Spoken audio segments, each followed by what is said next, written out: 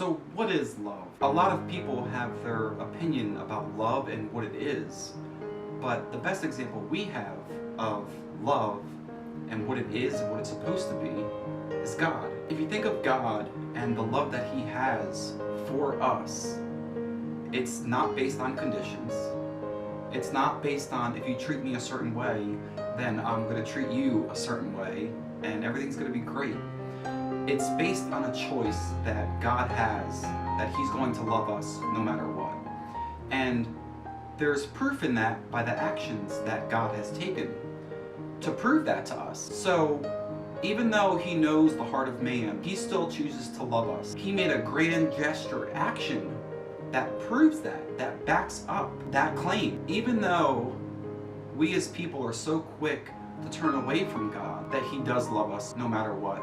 And no matter where you are in life or how much you've done wrong, God will always forgive you and accept you back. So that's love. So love isn't a feeling, love isn't an emotion, love is a choice. And a lot of times what I see, people don't have love like they're supposed to. The no matter what type of love. And that's what love is supposed to be.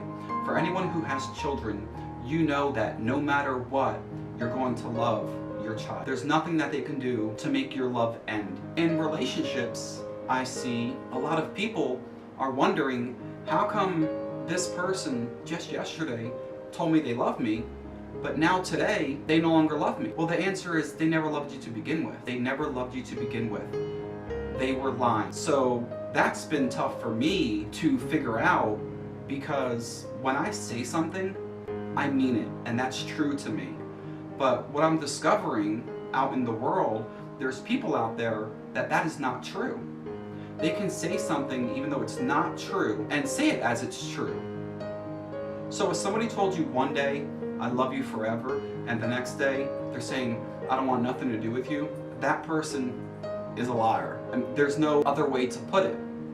They were lying. Because love doesn't just end like that. Love doesn't just turn off. Love sticks it out to the end, works on it. If there's a problem, love tries to correct the problem. What you run into in the world is when things get tough, people want to run away, file for divorce. And they say, oh, that person was brave to file for divorce. No, that person was a coward. What's the harder decision to make? To stay, to work it out, to try to work it out with somebody that you don't even like at this point. And there are phases of a relationship where you don't even like the person, but love makes a decision to stay when there is no reason to stay. Everyone at some point in their life have been in a relationship where they can't stand the person. But love makes a choice. Like, you know what? I'm going to change the way that I think. And it really is that simple. The easier choice in that circumstance, whether it's your husband or your wife or your boyfriend or your girlfriend, the easiest choice is to run away, to file for divorce, to get out of the situation. The much harder decision is to stay and make it work. Or a phrase that I've seen on Facebook a lot, it's about an older couple who they're being asked, but how did you stay married for 50 years? And the answer was, because we grew up in a time when if something was broke, you fixed it. And that's what love is supposed to be. People just want to run away. Oh, it's not working out, I'm going to run away. You're the problem. I'm not the problem. Chances are, partly you're the problem, and partly the other person is the problem. And you both need to work on that and come together. There's so many split homes in the world, and it's kind of heartbreaking because statistics have shown that a child does much better in a home where both parents are still together. Being in a two-parent home is always the best option for the child, and you should always be trying to achieve that. But that should be the goal. So going back to love.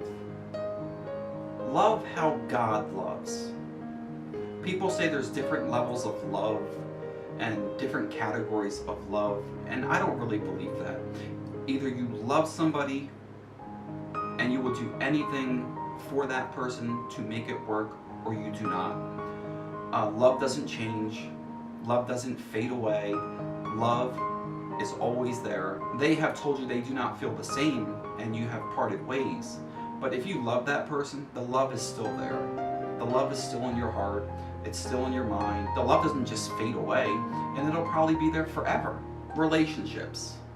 And that's all relationships, whether it's with your mother, your father, your uncle, your brother. All relationships are worth fighting for.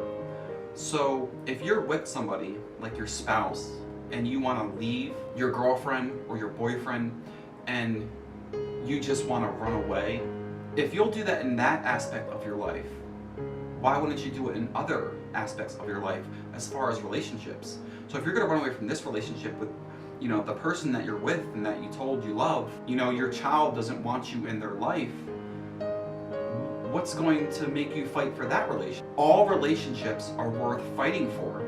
And if you're not willing to fight for one, then chances are you're not going to fight for any. Relationships are worth fighting for. Love is worth fighting for. So I'll leave you with this. If you're going to love, be all in. Don't be half in and half out. If you're going to commit to somebody and make it work.